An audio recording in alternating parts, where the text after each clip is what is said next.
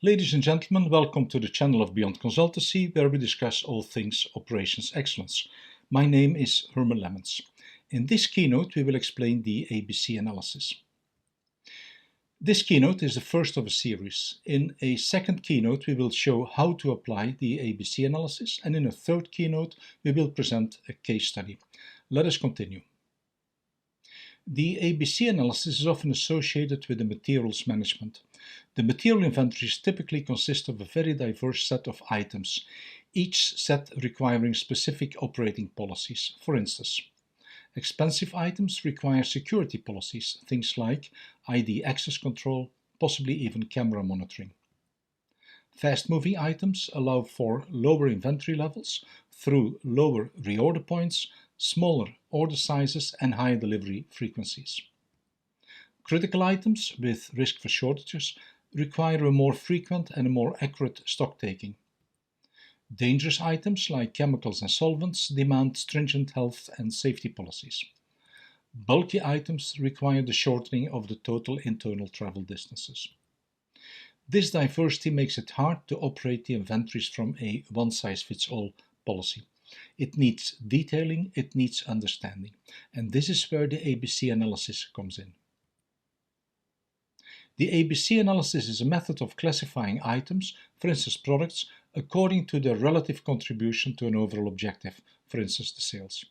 It typically creates three classes A, B and C, for which specific operating policies can be designed, and if done well, the sum of these policies supports the overall objective. The analysis itself is based on the Pareto Principle, which is also known as the 80-20 rule.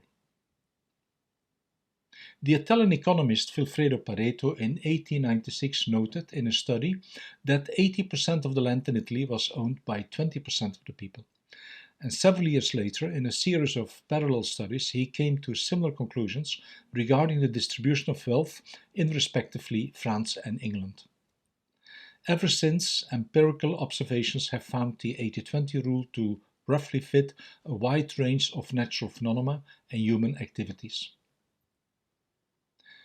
The American quality engineer and later management consultant Joseph Juran, when working on solving quality defects in the manufacturing industry, called it the impact of the vital few and of the trivial many.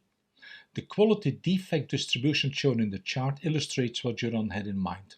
The first two defects are the vital few, the other 8 make the trivial many. In 1941 he coined the term of the Pareto Principle, and this in honor of Pareto himself. Over time, these insights evolved into the formulation of the ABC classification. In a more general approach to the ABC classification, the first 20% of the items determine 70% of the result. These items form the A class. The next 30% of the items determines another 20% of the result. They form the B class. The last 50% of the items determines the remaining 10% of the result. They form the C class. Hence the name ABC classification. Specific operating policies can be designed and implemented for each class of items. Traditionally, the ABC classification follows a 20, 30, 50% partitioning of the items. The actual percentages, though, may vary from case to case. On the following pages, we will look at two typical cases.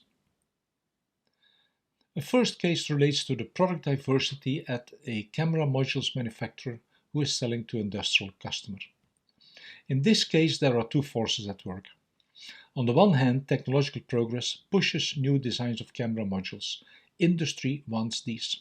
As a consequence, many new modules are created and readily supplied, replacing the older versions. But on the other hand, the same customers demand the module supplier to take care of the after-sales of the older models. This then means that the older modules somehow have to stay active. The combination of the two forces leads to an increasing diversity at the camera modules manufacturer. This is reflected in a rather steep ABC curve. The first 10% of the modules determine 70% of the sales, while the last 70% of the modules determine only 10%. It follows a partitioning of 10, 20, 70%. Note also the symmetry in the curve. This phenomenon is quite often seen in the ABC analysis. Product diversity, however, always comes at a cost. A continuous process of reviewing the diversity should be installed. In the later keynote, we will present 2 case studies dealing with such diversity reduction. A second case brings us back to the opening theme of this keynote, namely the materials management. This case deals with the parts inventory of a TV manufacturer. This is a high-volume business. The various TV modules have similar bills of material. They may, however, use different part numbers and source them from different suppliers. This leads to a large material inventory with a high number of parts and with a high operational diversity. Because of the many statistical variables at play, the resulting ABC curve is less pronounced. The A class involves 20% of the parts and impacts 60% of the stock, while the C class takes 60% of the parts and still impacts 20% of the result. The ABC follows a partitioning of 20-20-60%. Depending on the overall result, specific inventory policies can be implemented for each of the classes. In this case, we took the inventory consumption value as the overall indicator. For the 8 items with the highest consumption, we could target to lower their average inventory levels through lower reorder points, smaller order lot sizes with more frequent deliveries. Other policies need to be designed for the other classes. Furthermore, we may even want to consider analyzing subclasses.